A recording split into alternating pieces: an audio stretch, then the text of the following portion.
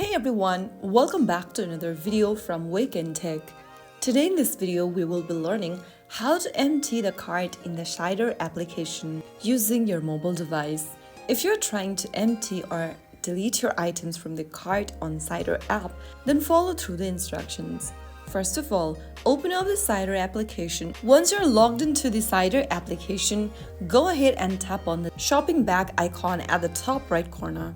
If you've added any product in your shopping cart, it will be displayed on the page like this. If you want to empty the cart, simply go ahead and swipe left on the product at the top and tap on delete.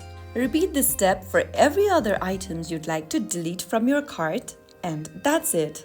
Your cart is now empty and ready for a fresh start. If you found the video helpful, don't forget to like, share and subscribe to the channel. I will be back again in the next video. Thank you for watching.